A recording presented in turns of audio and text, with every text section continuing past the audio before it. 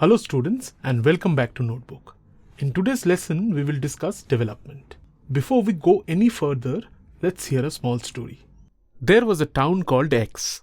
Of the many people in X, 8 were selected and asked what changes would make them happy. The landless laborer said that he wanted more work so that he could earn more. He wanted an affordable school where he could send his children to. He hoped that he would get more respect and that there would be less discrimination against him. The wealthy farmer said that he would be happy if he could send his children abroad. He wished that he could sell his products at a high price and that he could have a lot of cheap labor available. The small farmer only hoped that there would be enough rainfall that year. He could not afford to pay for an electric tube well, and there had been very little rainfall over the last 2 years. Like the laborer, he hoped that there would be a school where he could send his children to. The woman from the rich family, having a lot of land, wished for a new television set. She wished that there would be fewer power cuts and that she could watch all the TV shows she wanted. The unemployed youth wanted a job. He wished that there would be a public library in the town too. The boy from the rich family wanted a new cricket bat. He also wanted a room for his own in the house as he felt that he had grown up. The girl from the rich family, the boy's sister, felt that she had lesser privileges than her brother. She wanted equality. She also wanted to study more and go abroad. The old woman, whose house was right on the edge of the river, wanted the government not to build a dam. All of them live very near to each other, and yet they have so many different types of aspirations. Development would mean such different things to each of them. So development goals are differing goals as well. As we could see in our little story, money may not be the only criteria for development for many people. Safety, employment, equality and justice, social recognition, access to facilities like healthcare, etc. also figure as important parameters for development for many people. Even regions like villages, states, and even countries may have different development objectives. Let us look at our next example to understand this well. There are 2 neighboring states, A and B. A river flows through A into B. A has many factories and needs more electricity. It decides to build a dam across the river and produce hydroelectric power. B, however, opposes the construction. It has a large number of garment producers who need continuous supply of water from the river. This type of disputes are often real life, involving not only provinces but countries at times. Thus, when it comes to national development, a single policy cannot be framed keeping in mind all the individuals of the country. Priority is always given to those goals which in general will help a larger number of people. Countries are classified as developed, underdeveloped, or developing as far as their stages of development. But how is this distinction made? In the case of countries, one of the comparison criteria is the country's income.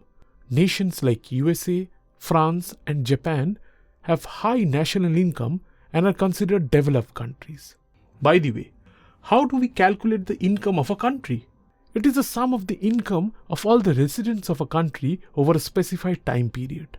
Now, if you think about it, this method of comparison is not always correct.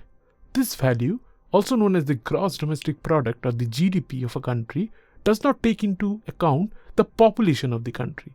There may be 2 countries with similar GDPs but with vast difference in the number of people living in them. Hence came a second criteria called the per capita income. This is derived by dividing the GDP of a country by the population. While this is a much better way to compare countries, it still has its own share of problems. Let us look at an example to understand this better. P and Q are 2 countries. To keep calculations simple, let the population of P be 5 and that of Q be 4. The GDP of P is 100 units and Q is 90 units. While if we go by national income, which is GDP in this case, we may be tempted to say that P is more developed than Q.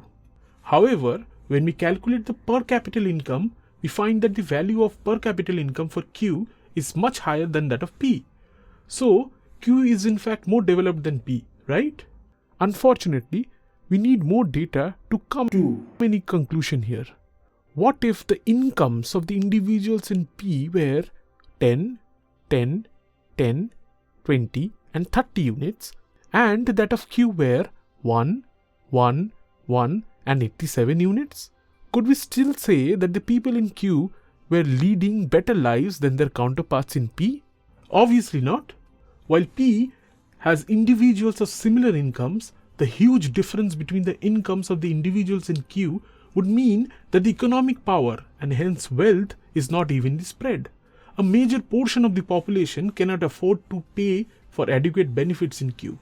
The World Bank every year publishes the World Development Report. The countries are categorized on the basis of their per capita income, which more or less gives us an idea of how much an individual earns in a particular country.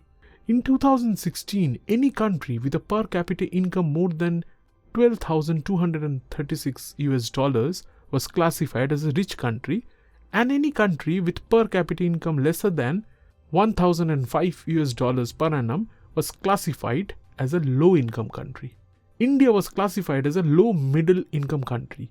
The per capita income of India in the year 2016 was $1,840 per annum.